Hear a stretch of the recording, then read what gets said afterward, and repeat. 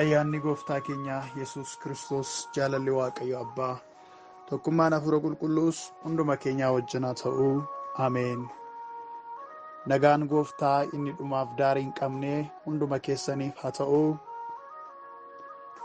Tokkummaa tajaajila sarara qilleensaa irratti tokkummaa amantoota humna wangeelaa jedhu keessatti kan argamtanii amantoonni, waldoonni kiristaanaa akkasumas tajaajiltoonni geggeessitoonni karaa adda addaatiin ergaan kun kan isin qaqqabu kam jirtu nagaa keessanii baga jiraattanii baga Waaqayyoo namoota irraa isin taasise.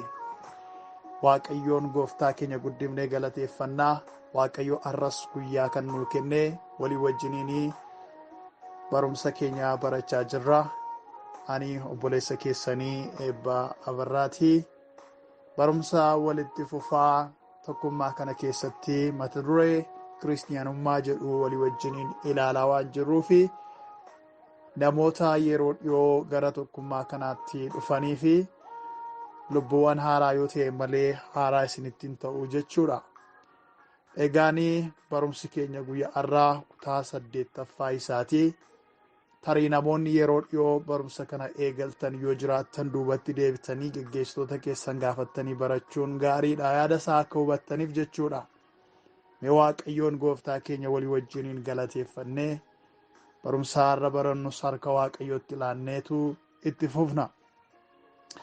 Jabaa barabaraa qulqulluu mootii Waaqaaf laffaa hafuurri kee qulqulluun barsiisaadha. Isaan nu barsiisaa, bara darbees nu geggeessitee bara kanas nu wajjiniin jirta. Maqaa Yesuus Kiristoos nama Naazreetiin galanni kee haa baay'atu. Nuni kaayyoo nuyi uumamneef kanatti nu hojjetatteef akkasi galateeffannuuf akkasi waaqessinuuf ulfina kee akka mul'ifnuufidha. Kanaaf nutis ijoolleen kee si galateeffannaa, si jajannaa, maqaa keessa ajaa'ibsiisaa ol qabnaa. Galanni siif haa ta'u.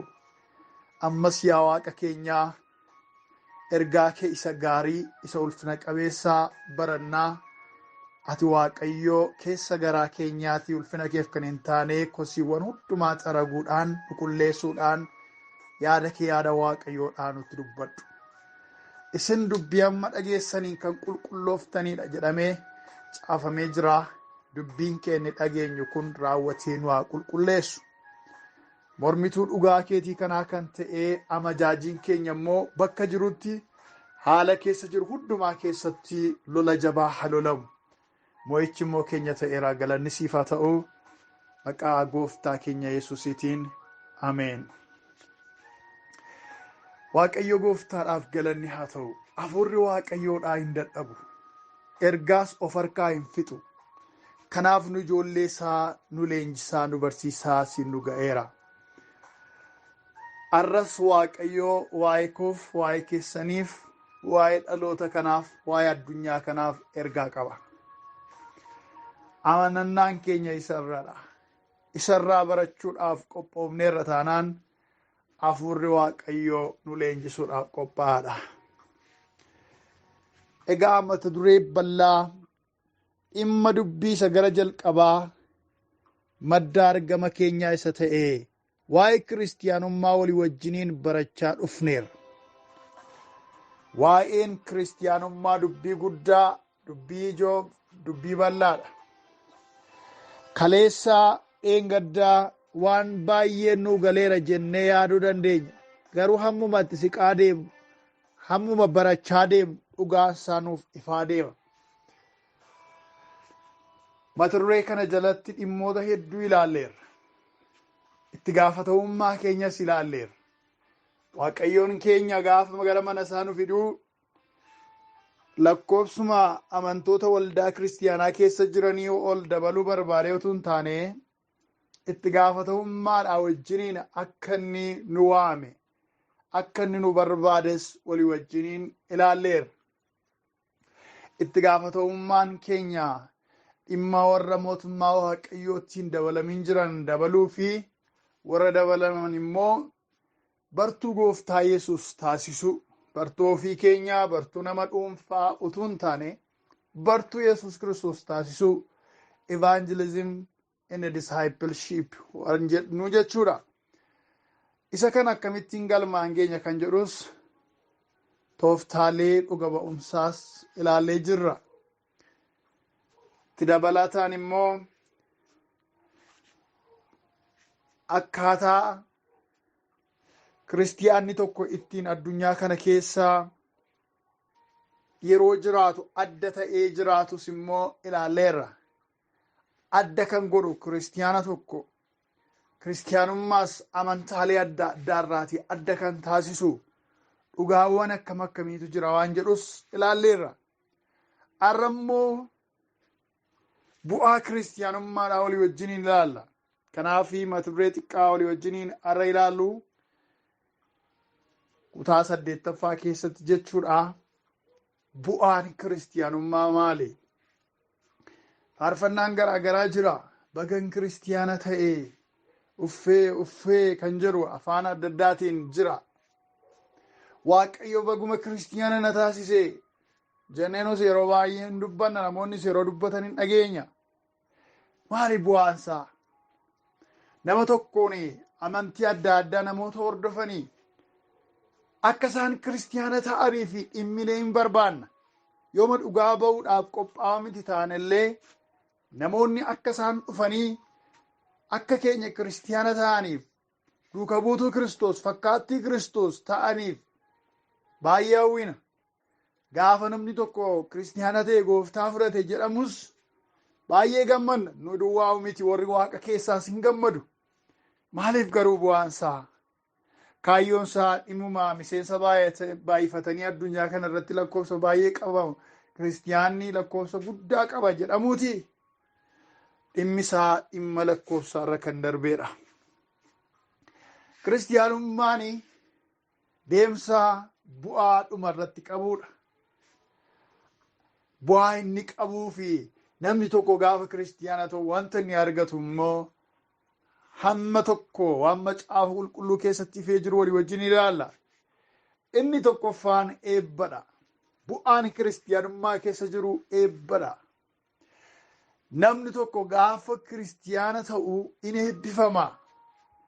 Eebba akkamiitu jira? Eebbi kunis gosa adda addaatu jira. Inni jalqabaa eebba lafarraati. Namni tokko gaafa kiristiyaana ta'u eebba lafarraa, eebba lafa kanarratti argatus inni qabaata.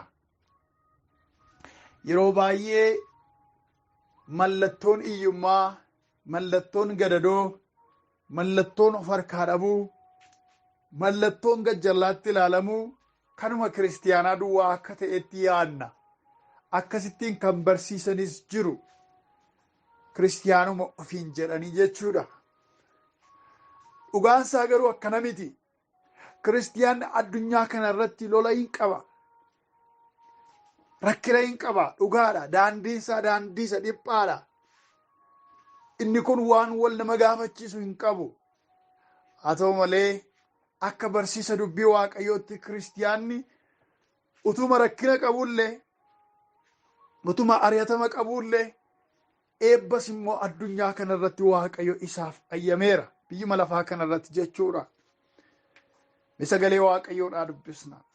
Wangeela Maarqos boqonnaa 10 lakkoofsa 30 irratti dubbii akkana jedhutu barreeffamee jira. Bara jireenya isaatti ari'atamuudhaan yoo ta'e iyyuu manneen, obboloota, obboleettota, haadhota, ijoollota, araddaas dachaa 100 in argata. Bara dhufuttis jireenya bara baraatti in gala. Jecha kana kan jedhe gooftaa keenya Yesuus Kiristoosidha. Dhimmi kunis immoo gaaffii bartoonni gaafatan irraa ka'eeti. Phexros fa'aa kan gaafatan irraa ka'eeti.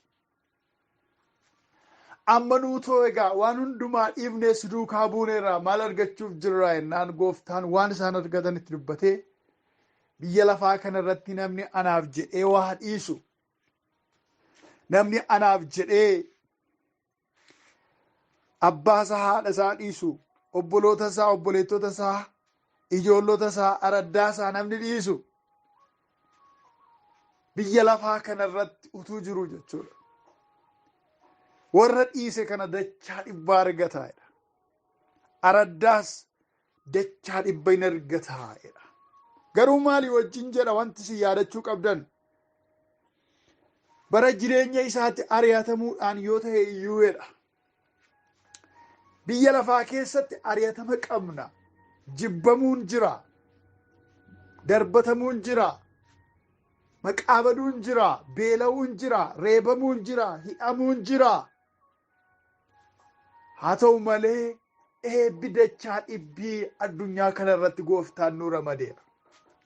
Kanaaf rakkachuma duwwaa, gadadooma duwwaa, raroo hoolaa, raroo bineensaa gogaa uffatanii asiif achi jooruu duwwaa utuu hin taane namaa gaditti ilaalamanii addunyaa kanarrattis dachaan dhibbis kan ijoollee Waaqayyoo jira.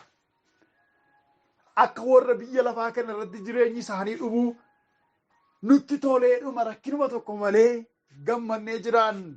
Yeroo hundumaadhaa haalli hundumtu basha ta'ee jiraanna yoo ta'u baate illee ari'atamni yoo jiraate iyyuu eebbi lafa kanarratti nuuf ramadameera. Kanaaf biyyi lafaa kana keessatti gooftaan rakkina qabdu waan jedheef yeroo hundumaa hiyyummaan mallattoo kiristiyaanaati ilaalchi jedhu dogoggoradha jechuudha. Kanaaf bu'aan kiristiyaanummaa eebba lafarraati. Dachaa dhibbatu jira kan gooftaan nu ramade baajata Yesuus kaa'e keessa waa'ee koof waa'ee keessanii fi gaa'ila keenyaa fi waldaa kiristiyaanaa keenyaa fi biyya keenyaa fi kiristiyaanota warra ta'anii fi dachaan dhibbi baajata gooftaa Yesuus qabe keessa jira. Sanatti fayyadamuu qabna jechuudha. Kunoo keessetta eessa jira? Baajatni koo iddoo sanatti agarsiisi. Qulfiin isaa eessa jira? Eessa awwaalamee jira? Jennee gooftaa gaafachuu nu barbaachisa jechuudha. Dabalataan ammas wangeela Yohaannis boqonnaa 10:10 irratti sagalee akkas gooftaan dubbateera. Hattuun waan biraatiif utuu hin ta'in hatuudhaaf, qaluudhaaf, balleessuudhaafis hin dhufti.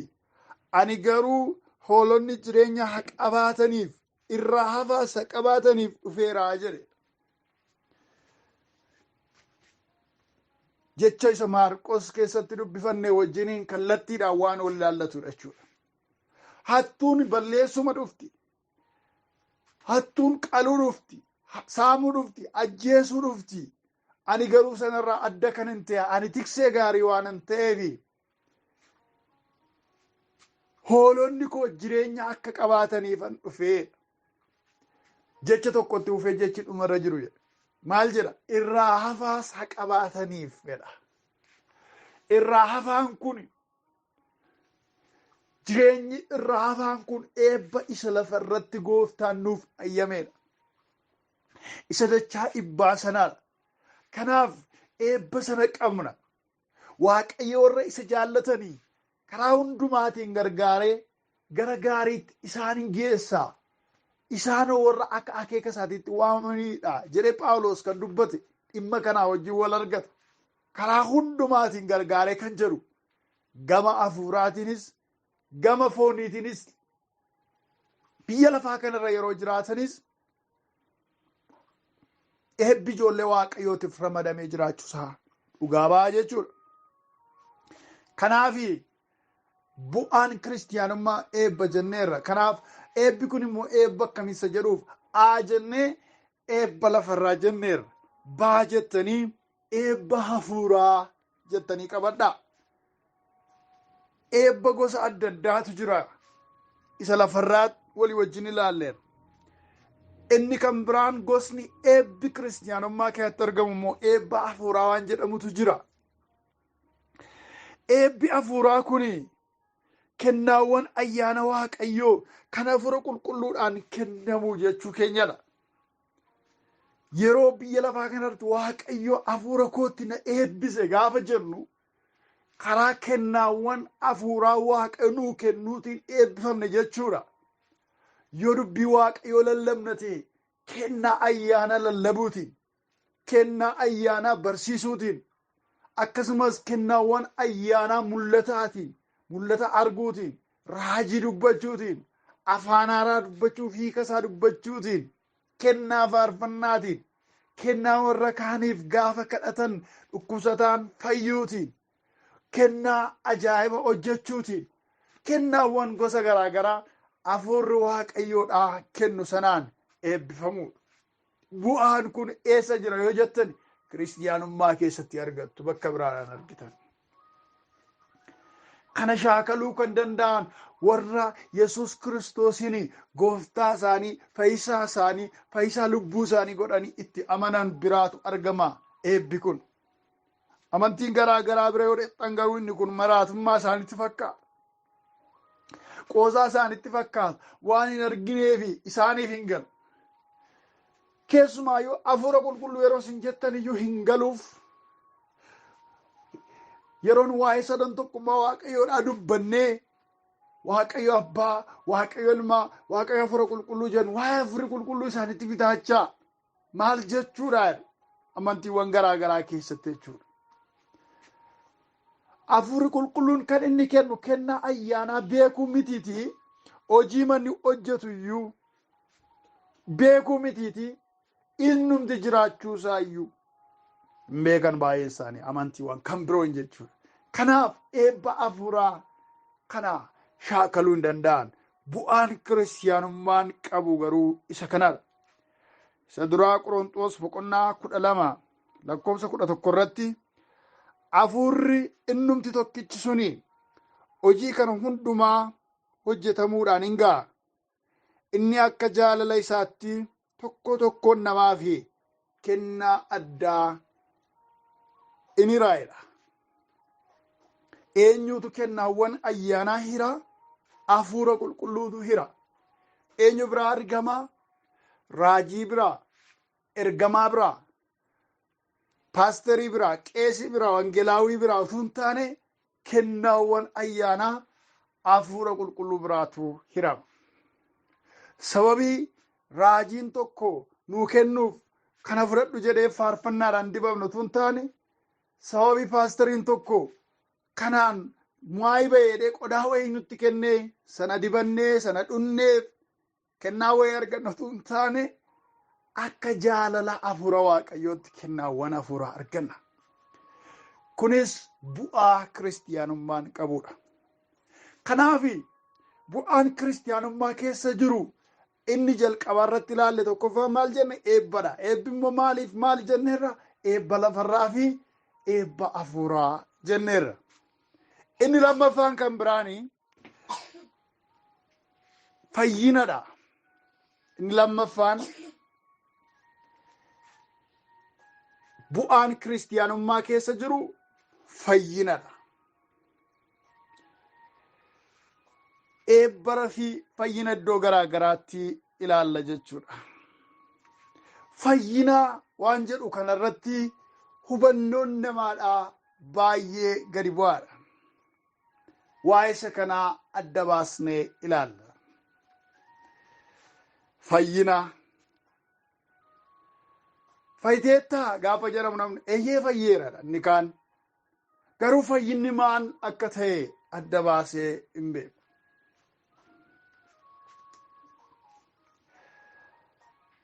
Inni kaan immoo fayyiteettaa gaafa jedhamu waa'ee fayyuu isaatiitii fi fayyuu dhiisuu isaayyuu adda baasee hin beeku. Garuu immoo ani kiristaana jedhee of waama. Kanaaf fayyinni maal jechuudha waan jedhu waan sadii keessatti ilaalla. Nam tokko waa'ee fayyina argateera sababii kiristaana ta'eef yeroo jennu waan sadii of keessatti qabatee jira. Inni jalqabaa dhiifamuu cubbuuti. Qolaasaayis 2:13 sagalee akkas jedhutu jira. Isinis irra daddarbaa keessanii fi dhagna qabaa dhabuu keessaniif hafuuraan du'oo yoo taatan iyyuu Waaqayyo akka isin Kiristoosii wajjin jiraatoo taatan godheera. Irra daddarbaa keenya hundumaa nuuf dhiiseera. Nam tokko fayyeera gaafa jennu dhugaa kanarratti hundaa'eeti. Maal jedha namni Waaqayyoodhaa Phaawulos warra Qolaasaayis kanaanii? irra daddarbaa keessaniif dhagna qabaa dhabuu keessaniin foon keessaniif hafuuraan du'oo yoo taatan iyyuu Waaqayyo akka isin Kiristoosii wajjin jiraatoo taatan godheera. Namoonni kun du'oo turan sababii seera Waaqayyoodhaa hin qabne turaniif, orma waan turaniif. Gama hafuuraatti du'oo jedhamu turani sababii cubbuun dhaalaa isaan irra jiru. Garuu sababii Waaqayyoo karaa Kiristoosiin isaan fayyisee fi jiraatoo ta'an irra daddarbaa keenya hundumaa nuuf dhiiseeraayedha. Dhumarratti nam tokko yeroo fayyeera jennu dhiifamuu cubbuudhaa argateera. Fayyinni inni kuni battala namni tokko gooftaa Yesuus Kiristoositti amanutti kan raawwatudha. Hojii battalaati jechuudha. Fayyinni kuni kan gaaf tokko yeroo mana Waaqayyoo keessa turan, yeroo baay'ee tsooman, yeroo baay'ee kadhatan, yeroo baay'ee tajaajilaman, yeroo baay'ee mana Waaqayyoo keessatti dabarsanii jedhan kan argatan osoo hin taane battala Yesuus Kiristoositti jireenya ofii kennanii kaasee battalatti fayyinni kun dhufa jechuudha. Salveeshin inni jennu jechuudha. Fayyina inni jennu kun hojii battalaati. Kunis immoo jireenyi namaa sababii Waaqayyoorraa addaan ba'ee tureef, sababii Waaqayyoorraa addaan citee tureef, sababa cubburraa kan ka'e inni hafuura isaatii, paartiin jireenya hafuura isaatii, seelonni hafuura isaatii hundumtuu dudu'oo turan. Gooftaadhaan ala waan jiraachaa tureef, Waaqayyoon ala jiraachaa waan tureef, dhimmi hafuura isaatii, addunyaan hafuura isaatii dudu'oo turan. Battala namni tokko ani gooftaa Yesuus Kiristoosin irraa kaasee fayyisaa lubbuu kootii godhee fudhadheera, mucaasaa ta'eera, biyya lafaa seexana ganeera, Waaqayyoodhaa wajjiniin jiraadha, hojii foonii ganeera jedhee gaafa namni harka isaa kennu afaan isaatiin immoo kana dhugaa ba'u kaasee dhimmoonni hafuura isaatii, seelonni hafuura isaatii suni deebi'anii haara'u, fayyaa ta'u, aktiivii ta'u, riijenereetii ta'u. Inni isaan ta'an kuni fayyina yookaan salveeshin jedhama. Kanaaf namni yeroo sanaa kaasee waan hafuuraatiif banamaa ta'a. Waan hafuuraatiif hiikamaa ta'a. Waan hafuuraatiif jiraataa ta'a jechuudha. Kanaaf kun dhiifamuu cubbuu inni jennu kun fayyina jechuudha karaa tokkoon. Kanaaf namni kan inni dhiifama argatu immoo cubbuu isa dhalootaan ittiin faalame sana, addaamirraa isa fudhate sana, namni kan inni irraa bilisa ta'uu danda'u sangaa 1,000 qalee miti, hoolaa 1,000 miiliyoona 1 qalee miti, yookiin immoo waan addaa tokko hojjetee miti jilba isaatiin kiiloomeetira 1,000 deemee miti, guyyaa 40 halkan 40 tsoomees miti. Namni tokko cubbuu ittiin dhalate hirmiisa jireenya isaa faalee ture sana kan inni of keessaa ittiin xaraguu danda'u, of keessaa duguugee balleessuu danda'u tokkicha ilma Waaqayyoo fannoo irratti qalame hoolicha Faasikaa sanaatti gaafa amanuudha. Karaa saduwwaadhaan araarri argama. Kanaaf kiristiyaana ta'uun dirqama jechuudha dhiifama argachuudhaaf. Yookiin immoo Yesuus Kiristoositti amanuun dirqama jechuudha fayyina ofii fudhachuudhaaf. Fayyina jalatti inni lammaffaan A jennee yookiis A jennee dhiifamuu cubbuu jettanii, B jettanii immoo fayyina jalatti nagaa. Nagaa jettanii barreessitu. Bu'aa kiristaanummaa jennee jechuudha. Bu'aa kiristaanummaa inni lammaffaan fayyina jenneera. Fayyina jalatti immoo fayyina waan sadii ilaalla jennee jirra. Inni duraa dhiifamuu cubbuu jenneera. Inni lammaffaa yookaan baarra jiru immoo nagaadha. Bu'aan kiristaanummaa yookiis fayyina keessa jiru. Sagalee Waaqayyoo keessaa Roomaa 5:1 akkas kan jedhutu barreeffamee jira. Kanaafis amantiidhaan qajeelota erga taane gooftaa keenya Yesuus Kiristoosiin Waaqayyo biratti nagaa qabna. Galanni Waaqayyoof haa ta'u. Bu'aan kiristaanummaa fayyina keenya keessa jiru inni guddaan inni namni baay'een hin beekne nagaadha. Waaqayyoodhaan wajjiniin waan walitti araaramneef nagaa qabna. Nagaan inni kiristaanummaa keessa jiru kun isa baay'ina qabeenyaatiin tilmaamamu miti. Isa milkaa'ina saksesii addunyaa kanarra jiruun madaalamu miti. Baay'ina birriitiin, baay'ina hiriyaatiin, baay'ina sadarkaa barnootaatiin isa tilmaamamu miti. Sanaa wajjiniin waliin fakkaatu. Namni sadarkaa barnootaatiin guddaarra jiraatee halkan rafee hin bulle baay'ee jira. Namni birriidhaan miiliyeenarii, biiliyeenarii ta'ee halkan hirriba hin qabne hedduu jira. Baay'inni qabeenyaa hirriba gaarii illee namaa bituu hin danda'u. Nagaan illee sanaa oliidha.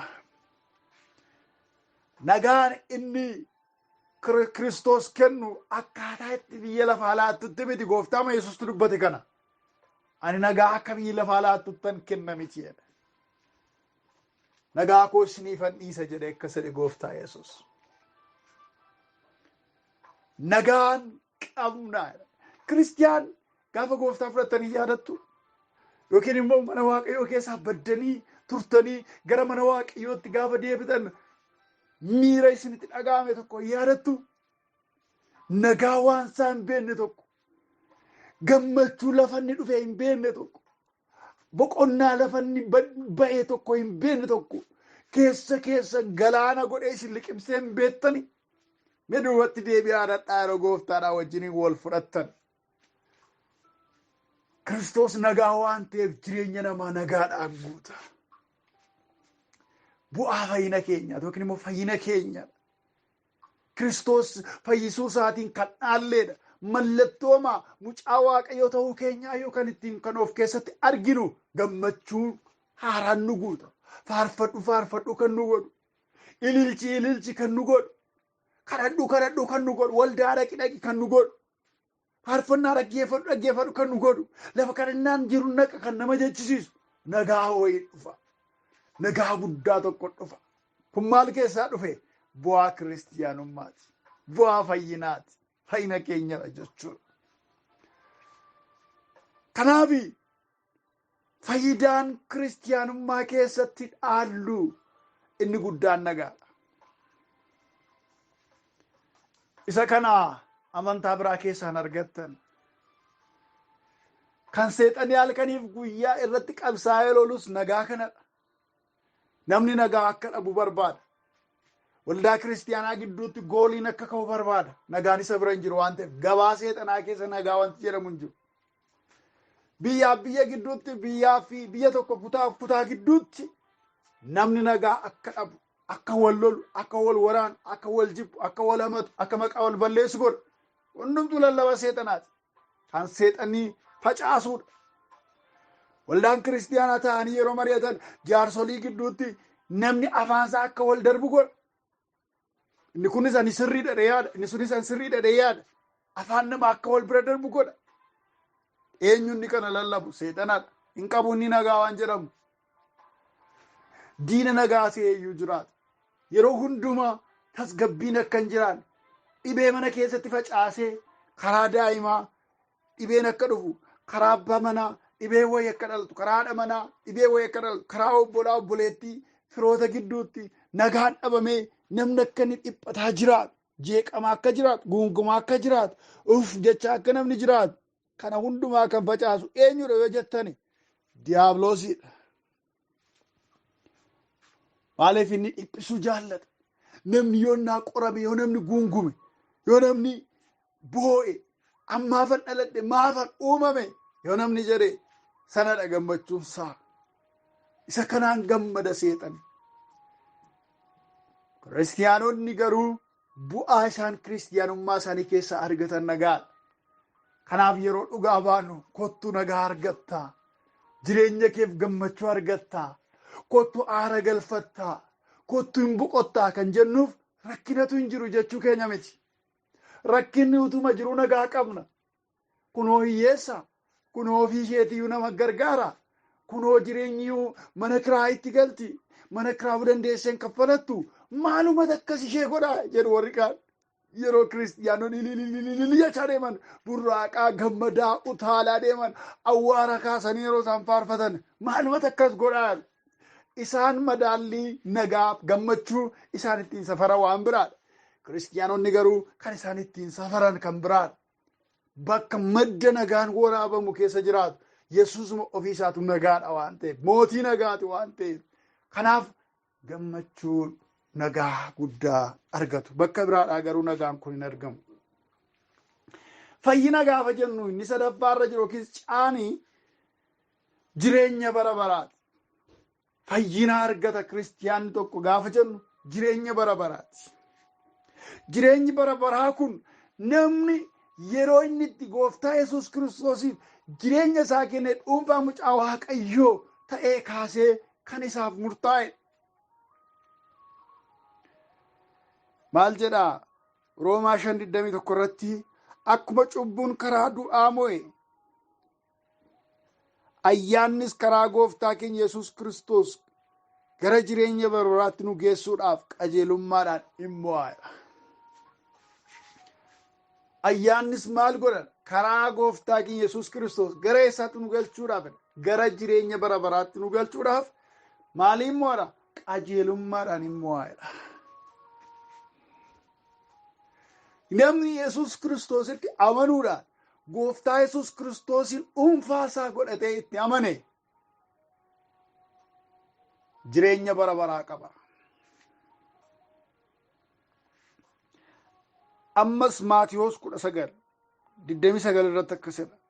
Namni maqaa kootiif jedhee manneen yookiis obboloota yookiis abboota yookiis haadha yookiis ijoollee yookiis raddaa dhiise dachaa 100 hin fudhata jedhee duraan kan dubbifame dhumarratti maal jedha? Jireenya bara baraas in argataa'edha. Jireenya bara baraas in argata. Namni eenyuuf jedhee waa dhiise? Anaaf jedhee gooftaa Yesuus Kiristoositti amanuudhaaf jedhee, gooftaa Yesuus Kiristoosin duukaa bu'uudhaaf jedhee kan biraa yoo dhiise jireenya bara baraa argataa'edha. Galanni Waaqayyoof haa ta'u. Kun waan gooftaa Yesuus nuuf safaree nuuf kaa'edha. Kiristiyaanummaas adda kan godhu kanadha. Duras ilaalleera. Lammii waaqarraati jechaa kan turre kanadha. Namoota jireenya addunyaa kana garasii ilaalanii deddeebi'anidha. Utuu kiristiyaanummaan waa'ee jireenya bara baraa hin qabu ta'eeti kiristiyaana ta'uun hin barbaachisu ture. Silaa jalqaba irratti anatu kiristiyaanan ta'u ture. Utuu kiristiyaanummaan waa'ee jireenya bara baraadhaa ejjennoodhaan hin barsiisu ta'e anumti inni isinitti lallabaa jiru kun kiristiyaanaan ta'uun ture. Akkan gooftaa Yesuus Kiristoosiif jireenya kolaadhee ija jabaadhee konfidensiidhaan iddoo kamittiyyuu Yesuus gooftaara jedhee dubbachuu danda'u, lallabuu danda'u, lafarrattis onlaayinii irratti miisii kamiiniyyuu gooftummaa Yesuus hin qaanamne ituun qaana hin dubbadhuuf kan ija na jabeessu maal yoo jettan jireenyi bara baraa jiraachuu isaa waan an amaneefidha. Fayyinni keenya isa kanadha. Fayyinni jireenyi bara baraa kun fayyinni kun kan inni argame amantiidhaan Yesuus Kiristoositti amanuudhaan fayyisaa lubbuu ofii godhanii fudhachuurraa kan dhufedha. Inni kun inni amantiidhaan fudhatamu kun Yesuus Kiristoos keessaatu argama. Bu'aa kiristiyaanummaati. Isa kana fidee kan dhufe ilma Waaqayyoo Yesuusidha. Namni kamiyyuu mootummaa Waaqayyootti galuuf jireenya bara baraa argachuudhaaf dirqama karaa Yesuus Kiristoos irraa darbuutu isarra jiraata. karaa Yesuus Kiristoos irra darbuutu isarra jiraata. Yesuus Kiristoositti amane Yesuus Kiristoosiin fayyisaa lubbuu isaa godhee fudhatee isa duukaa adeemuun dirqamadha. Sababiin isaa Gooftaan Yesuus akkana jedheera. Ani karaadha, ani dhugaadha, ani jireenya jedheetu. Anaan yoo ta'e malee eenyuyyuu gara abbaa dhaquu hin danda'u. Hariiroon si'a tokko gargar citeera. Eenyuudhaaf? Abbaadhaa fi namoota gidduutti. Abbaadhaa fi Waaqayyo abbaadhaa fi namoota yookiis uumama gidduutti hariiroon gidduu isaaniitii addaan citeera. Wanti barbaadamu deebi'anii abbaadhaa wajjiniin walitti hidhachuudha. Isa kanaafi hedduun dura deemanii daandii kana sirreessuudhaaf yaalaniiru. Museenis raajonnis seerris raajonnis yaalaniiru. Dallaa kana ijaaruudhaaf, dildii kana yookiis riqicha kana haaressuudhaaf yaalaniiru. Hin danda'amne. Isa dhumaa ilmi Waaqayyoo dhufee dildii kana ijaare, nooraa kana riqicha kana haaresse edda ijaaree booddee jecha kana dubbate. Wangeela Yohaannis boqonnaa 14:6 ani karaadha, ani dhugaadha, ani jireenya, anaan yoo ta'e malee. Jecha ishee kana hedduun amantiin kan biraa hin rakkatu, ishee kana rakkatu. Sababiin isaa jireenyi jira jedhu garuu karaa Yesuus duwwaa miti jedhu warri kaan. Karaa nabii abaluus hin danda'ama, karaa giiftii abaluus hin danda'ama jechuu barbaadu. Karaa ergamaa abaluus hin danda'ama jechuu barbaadu amantiin adda addaa. Garuu jechi isheen Gooftaan ittiin cufe kun isaan hin qabdi. Kanaan macaafa qulqulluun sirrii miti jechuu barbaadu. Anaan yoo ta'e malee eenyullee gara abbaa dhaquu hin danda'u. Kanaaf eenyuyyuu daandii jireenya bara baraatti bu'uudhaaf karaa isa kiristaanummaan lallabu karaa Yesuus Kiristoos irra deemuun dirqamadha. Bu'aan kiristaanummaas kanadha. Nu amantiidha. Karaan keenya karaa Waaqaati. Karaan keenya karaa Rabbiiti. Karaa isa tokkichaati jedhanii kan lallaban hedduun waa'ee jireenya bara baraa kana afaan guutaniin dubbatan. Tokko tokko immoo keessumaa baasaniyyuu eenyu dhaqee galee jireenyi bara baraa akka jiru. Akkas jedhanii lallabuu mannaa amantiin hin barbaachisu jedhanii lallabuutu salphata. Amantiin jira taanaan immoo amantiin boollaa ol duwwaatti hojjetu ammas amantii miti yookiin aadaadha. Yookiin shaakaluma namootaati yookiin barumsuma biyya lafaati saayinsiidha. Du'aa ol as duwwaa lallaba taanaan jechuudha. Garuu amantiin dhimma waaqarraa dhimma afuuraa lallaba taanaan waa'ee jireenya bara baraa lallaba. Waa'ee jireenya bara baraa dubbanna taanaan immoo kunootti Yesuus jedheera. Karaa Yesuusiin darbaniitu jireenya bara baraatti galama. Isatu jireenya waan ta'eef. Kanaaf firoota koo inni nuyi itti jirru kiristaanummaan keenya bu'aa gurguddaa akkasii of keessatti qabatee jira. Biyya lafaa kana irratti waan nu barbaachisu eebbaafis bu'aa nuuf kaa'ee jira. Jireenya hafuura keenyaaf kan nu barbaachisu dhimma hafuuraa, dhimma ayyaanatti guddachuu, dhimma kennaa ayyaanaa argachuu nuuf diriirsee jira. Fayyina keenyaaf kan barbaachisu dhiifamuu cubbuu, nagaa, jireenya bara baraa nuuf kaa'ee jira. Kanaaf kiristaanummaan keenya qoosaa miti. Dhimma waldaa dhaqanii ba'uu miti. Dhimma takka jaallatanii takka jibbuu miti. Dhimma bara baraa baannee jirra. Dhimma eternitii yookiis dhimma jireenya bara baraati kiristaanummaan. Kanaaf isa qabannee kiristaanummaa keenyatti jabaachuun nuuf ta'a. Yaa Waaqayyo Gooftaan jedhe kutaa isa 9ffaa keessatti immoo kiristaanummaa inni dhugaan eessatti akka inni argamu bakka inni itti argamu walii wajjiniin ilaalla. Isa dhageenye isa baranne dubbii isaa kanaan akka jiraannuuf Waaqayyo nu haa gargaaru. Waaqayyo nu walii wajjin galateeffannee xumurra. Waaqa bara baraa qulqulluu mootii waaqaaf lafaa yaa isa ilma kee jaallatamaadhaan jireenya bara baraatti nu waamtee galanni siif haa ta'u. Utuu nu homaa hin kaffalin, utuu nu homaayyuu harka keessaa hin qabaatiin hojii ofii keetii hojjetteen maqaa keenyatti nu galmeessitee jireenya bara baraatiif waan nu kaadhimmattee fi galanniif ulfinni kabajni siif haa ta'u. Yaa ilma Waaqayyoo hojii keenya isa xumurteef maqaan kee ulfaatu. Dhugumaan